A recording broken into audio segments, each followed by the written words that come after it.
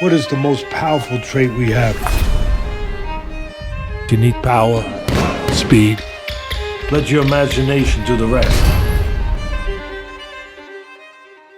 Dr. Steelhammer, Vladimir Klitschko, and Dr. Iron Fist, Vitaly Klitschko, Shannon the Cannon Briggs, and Butterbean, Cruiserweight King Jai Obataya. Boxing King Media, delighted to be joined by Mr. Duke McKenzie. Looks like he's ready and dressed up for war. Yes, like I said, I've just finished from the gym at the Jukebox Gym. I've got a little gym in Croydon where I do my sort of PTs and one thing and another, and I love it. I've just finished. I've done 8 rounds today. We do a bit of body sparring with some of the boys. Do you know what I mean? Who love it. So I've done 8 rounds today. You know, do like a nice warm up, bit of circuit training, bit of body sparring, bit of skipping, bit of core work. The whole short of shebang. I'll just keep selling the dream. It's a lot of fun. Well, I didn't know you did like PT and you had your own gym. Well, tell us the exact location. Where is the gym? And if somebody wants to come and do some sessions with you, how can they do it? Oh, sure. I mean, listen, go onto our website. All the information's on there, dukemckenzie.co.uk. I'm in South Croydon, which is South London. My number's also online. You know, I train everyone. Man, beast, dog, cat, you name it. My youngest in my gym I start the kids at around sort of 8 years of age, 8 till 12. Then we go from 12 to 16s. Anyone over 16, obviously, is classed as an adult. But yeah, my little gym's doing pretty decent, to be honest with you. A nice influx recently. You know, it's summertime. Everybody wants to get fit, have that summer body, have the sort of boxing experience. And yeah, I just keep selling the dream. Well, I urge anyone, if you want to be trained by one of the greatest fighters to ever to come out of this country, Mr. Duke McKenzie, hit him up, dukemckenzie.co.uk. All the information is on there. So let's jump into the boxing, Duke. I tell you, we're not going to talk about it too long, but I just want to touch on it because I never got your reaction to it after it happened. We had them 2 big events for Riyadh season a few weeks ago that weekend, and then the biggest talking points was the amount of punches that were thrown by all the fighters in in the main fights. And there was arguments, are they doing that because they've got another payday lined up? I don't know if you've ever been in a similar situation, if that would have been a factor. In your opinion, what did you put it down to? Ryan Garcia, Devin Haney, Canelo, and William Skull just not letting their hands go. Couldn't really work it out. Canelo's probably trying to save as much energy as he can now because he knows obviously the Crawford fight's coming up, and that's the real big one. That's the golden carrot, isn't it? Garcia, in my opinion, he's been ordinary throughout the whole of his career. Couldn't really fight, can't break an egg. I don't know what's going on with Devin Haney because he looks. Ryan Garcia. Sorry, Ryan Garcia. Yeah, yeah, Because he's yeah. got a lot of knockouts. He said he can't break a neck, but he's got a lot of. I think his knockout ratio is about 90%. Yeah, but he doesn't beat anybody of any real note, does he? Just with the exception of Devin Haney. It's not like he's gone. You know, we saw what happened when he went in against Tank, got destroyed. He beat Luke Sorry? Campbell. He stopped Luke Campbell. Yeah, no disrespect to Luke, but Luke can't break an egg. He's not a big puncher, is he? So you know, he went in there full of confidence. I just feel, there's a lot of hype boxers out there, isn't there? You know, a lot of guys that are built on social media now that they're decent, but they're not world beaters. Let's put it like that. Who is the most hyped boxer, do you think, in your opinion, out there right now? Give me a few if you want. The most overhyped boxer in boxing right now. Give me a It few. would have to be Ryan Garcia Okay. by a country mile. I mean, he's probably got exhibition that he's got purely on his looks. Good looking lad, ticks all them sort of boxes, modelling and all the rest of it. But clearly overhyped. He's very ordinary, isn't he, Garcia, in terms of what he can produce in a fight. You never see him go in there and just destroy anybody, not of any real note. Do you see what I mean? Anytime he steps up to the real big league, he gets found out. So overhyped boxers. I'm just trying to think if there's any more overhyped boxers. Well, unfortunately, we saw one at the weekend, didn't we? Get absolutely annihilated. Now, if we're going to touch on that topic, I'm going to talk to you about the fight in a bit. Okay, we'll do that in a minute then when you're ready. Yeah. So yeah, it's interesting you say that. If you're the man with the money and the man who wants to make these fights to bring attention to his country and the good work the Saudi Arabians are doing, what do you do in that position now? So Haney, Garcia, all these guys, you're paying a lot of money to. Now you promised them second fights. What would you do in that situation? I wouldn't give him a second fight. I'd find a new crop of guys that actually want to fight, like a Keyshawn Davis. And who's the other kid out there? The little featherweight boy, the brilliant little American boy. Not Kemal Moulton. No, not him. Oh, God. His name slipped my mind, but there's another little featherweight out there who's just Black, tearing white, it. Mexican? Sorry? Is he black, white, or No. A black guy. Yeah, black guy. Carrington, maybe? Bruce Carrington? Bruce Carrington. Jesus, he is absolutely off this Richter scale. That guy's got world class stamped right across his forehead. Yeah. Okay. Let's see what happens with that. But yeah, definitely it was a very strange weekend. We've also seen in the last 24 hours, Chris Eubank Jr. and Frank Warren have settled their dispute. And I think Frank Warren's been quoted as saying, "I'm very happy with the settlement." We know he's undefeated in court. Do you think Chris has had to pay him out of court? 100%. Oh, 100%. Frank Warren doesn't lose a court case to anybody, not even Don King, I'm sure. So, he is the master in court, and one of the big fish that's out there. That he dictates quite a lot that happens in the boxing world, isn't he, Frank? I've known Frank for many, many, many years, and in actual fact, when I first turned pro, he turned me down. He refused to. He refused. Yeah, he did. Me and Chris Pyatt, another one, England international who I used to train with, and a former world champion, we went to see Frank Warren. He used to have a restaurant in what's that fish market in London? Camden Fish Market? No, I think it was. A It might be. borough something. I know. Yeah, something like that. Yeah, but anyway, we went to see Frank down there. Me and Chris Pyatt, and to ask him for a contract. He invited us down to his restaurant. He was there. He used to be partners. Remember an old footballer from Arsenal called Frank McClintock? A No. bit before your time, probably. Anyway, Frank McClintock and Frank had this restaurant. So we went down there to, Frank invited us down, fed us, wined us, dined us, one thing and another. And I really thought he was going to sign me. He made Chris Pyatt an offer, and he didn't even offer me 10 pence. He wasn't even interested. Do you see what I mean? Just sort of like buoyed me off, really. So, he went on to promote me. Sorry? This when you was like not fought and like. Oh no, this is before I signed with Mickey Duff. Okay. This is long before I'd seen every promoter in the country. Bearing in mind there was only 3 at the time. I'd seen Mike Barrett. I'd spoke to Frank Warren. Mickey Duff was the last one on my list, and then everybody else was like a B-list manager from there. Do you see what I mean? So, but everybody else had just turned me down. Nobody was interested in me when I first turned pro. And luckily for me, as I say, I stalked Mickey Duff into managing me, but Frank turned me down. We went on to work together much later on in my career. Frank got me my 4th world title fight against Steve Robinson, but it wasn't until I'd won 3 world titles before that. Do you see what I mean? So maybe if I hadn't have won, then he may not have got me the 4th title fight. I'm surprised at that because Frank has got a brilliant eye. He if you just look at his stable now, the fighters that he's built from scratch are all fighting big fights now. So yeah, but back then he had a flyweight, a brilliant fighter, a guy called Keith Wallace, who's sadly dead now, and Frank had him because he was trying to match Keith Wallace with Charlie Magri at the time, who was obviously Mr. Boxing at that point. So maybe just wasn't interested in me at that point. But I proved him wrong in the end. Indeed. So what do you think? Because I don't know if you've got much experience with court cases. So calling somebody a scumbag, what do you think he must have paid out for that? Oh gosh. Well, Frank doesn't do anything cheap, does he?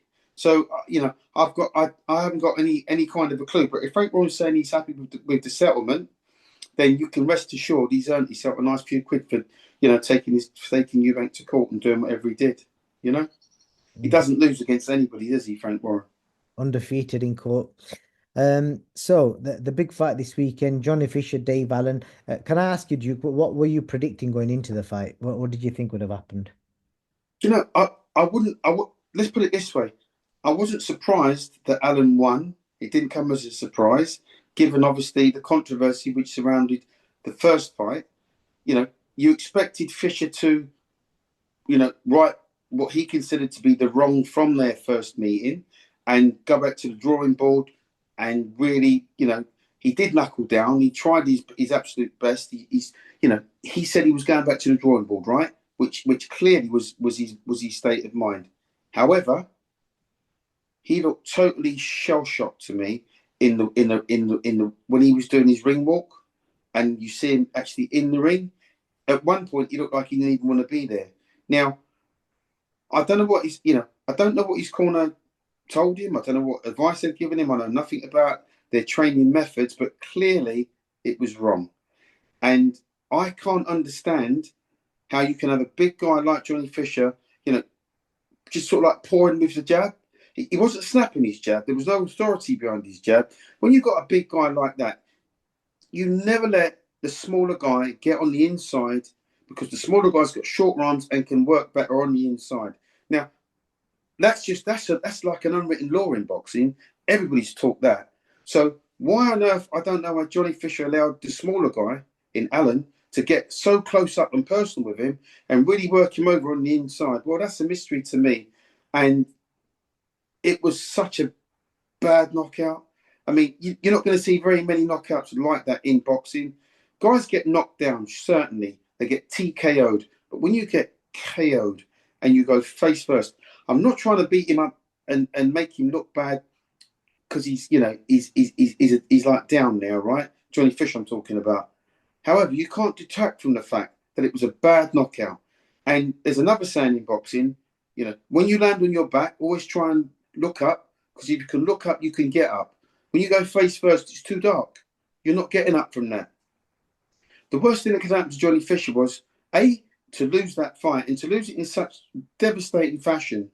And so early in his career, that's what I mean when I say, it's when you get knocked out late in your career, it has less of a detrimental effect, because A, you got experience and you know how to come back from that loss. When you got knocked out early in your career, it is almost impossible to come back from such a devastating loss.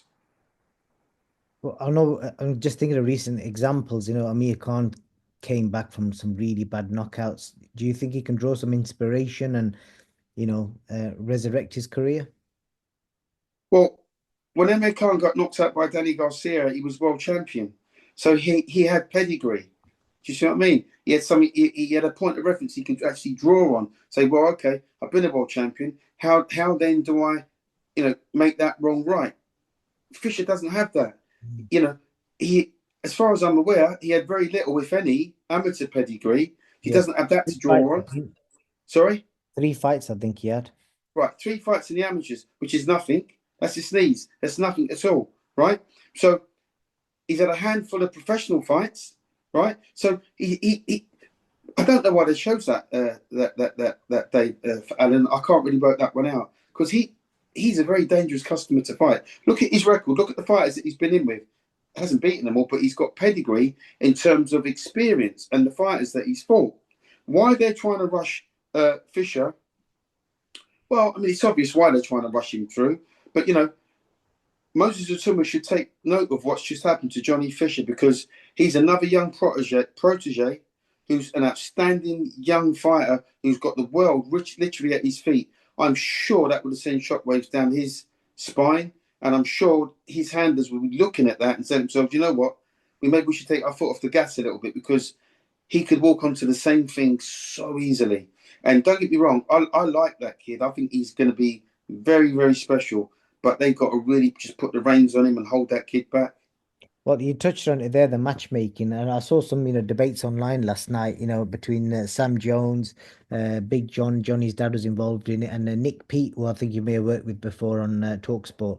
I think Nick put something out initially saying, basically awful matchmaking, it should never happen, putting him in with Johnny, with Dave Allen was the wrong move, and then Johnny Fisher's dad confirmed that it was Sam Jones that made the decision for that fight.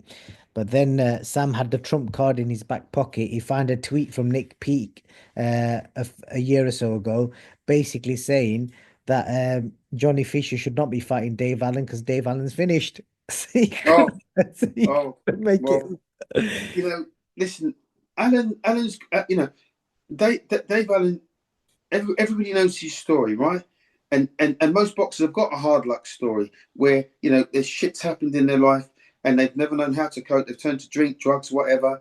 And this kid's done all of that and managed to, you know, resurrect his career. Now, when you look at it in a cold light of day, you got to take your hat off to that guy, because he's been to the depths of despair, and in a fight he wasn't supposed to win, he's turned everything upside down. And this is about levels. I'm not saying that Allen's a world beater. He's not. I'm not saying, you know, he could even be British champion. I don't know, because, you know, we're talking about levels. It's not like he's just gone out and knocked out Daniel Dubois. Do you see what I mean? Or any of the other top heavyweights, you know. He hasn't done that. So this is about levels and experience. And if you listen to what Allen's actually said prior to this fight, he was so confident going into this fight. He knew Johnny Fisher. He knew what he was all about. He was so confident going into this fight. When you go into a fight with confidence, you fight probably another 10% better than you would ordinarily, because you've got no fear. So all you've got to do is have self-belief in your own ability, and that's precisely what you got. It was such a bad knockout.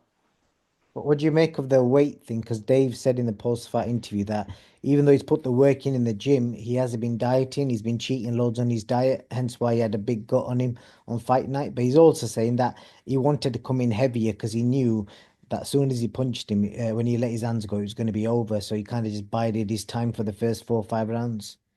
Well, again, when you look at what he said, he clearly had a game plan.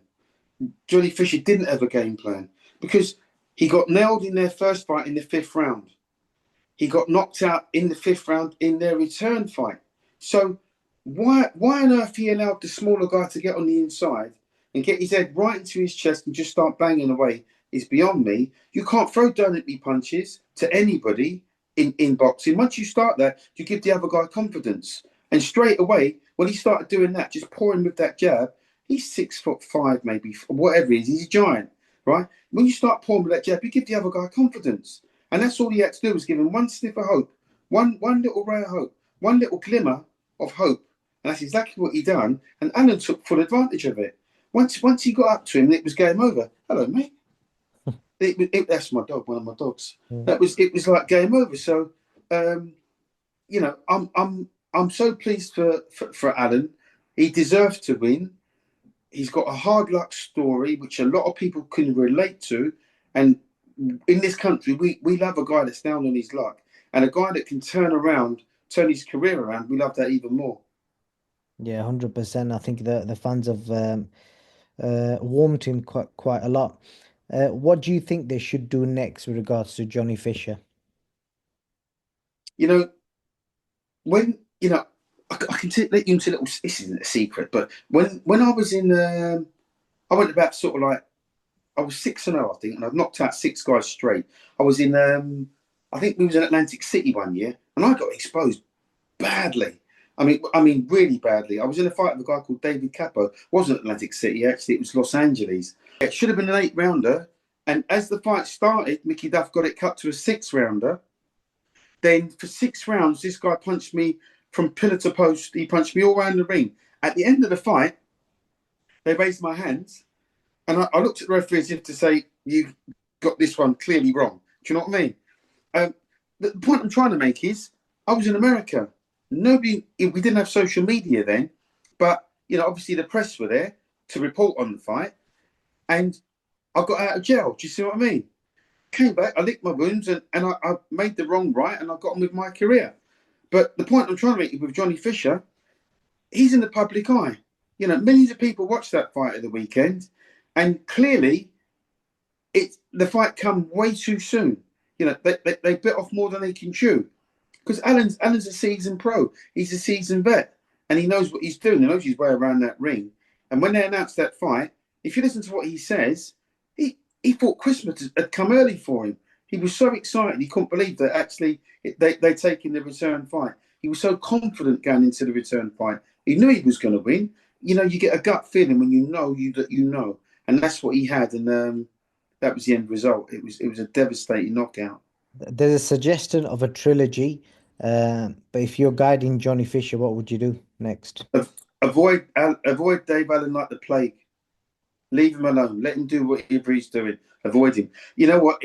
It may not just have been his day. There's 2 fights they've had now. The first fight, Allen should have won. The second fight, he did win. So there's no need for a trilogy. Leave him alone. Go a different route. It's not going to get any easier for you, but go a different route. Okay. Realistically, what do you think Dave Allen could do? Realistically, domestically, There's talk about Dillian White, but he has lost to Dillian White years ago. But I'm assuming they're both kind of like, could that be any closer fight now? It's hard to say. You don't know what Dillian White's got left. Depends on what Dillian White's got left. You see what I mean? Sure, Dillian White's beaten him before, and that was years ago. You see, all of the cards are fairly stacked in Allen's favour. He's got momentum. You know, he's winning these fights, and you know you can't really ask for more than that. And he's got experience on his side. You can't really ask for more than that. But I think at best, you know, the chances are this Cinderella story can continue. He might get a British title fight, and he could walk into a British title fight, and who knows, he could win that, and then he can write a book, and then he can retire from the sport because you know he's been a champion. Do you see what I mean? The belt that he's actually got, the WBA Intercontinental or whatever it is, probably isn't worth too much. I wouldn't have thought. I wouldn't get too excited about him. Just because he's won that doesn't make him world class. Because he's beaten Johnny Fisher doesn't make him world class. There's a lot more good fighters, world class fighters out there right now, and you wouldn't really want to put him near. But he enjoys his moment in the sun. He's had a good victory. It's a good domestic fight, which he's won, which he wasn't supposed to win. So you know the public love him, don't they? He's a nice guy. And it's always nice to see nice guys come first and not last. Indeed. Last thing, a quick prediction from you. Josh Taylor returns this weekend. Always like to remind fans, he was the UK's first ever undisputed champion in the 4-belt era. He he fights Echo Esserman in a fascinating fight this Saturday in Scotland. But he goes up a weight as well. What do you think he's got left, and is he going to be enough for Echo? He'll probably beat Echo. I don't know enough about Echo to say otherwise. Josh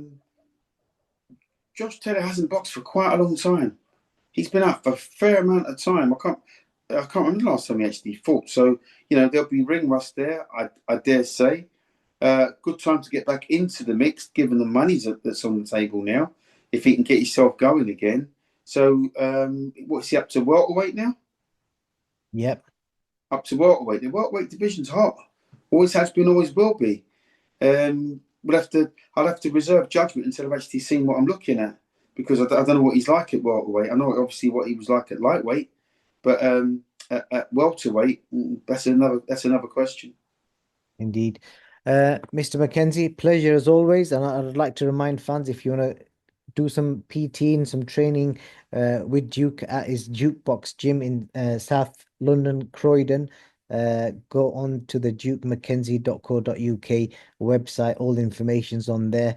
And there's not many boxing legends that will let you train with them, especially in this country. So if I was anywhere near South Croydon, I'd be biting your hand off for that.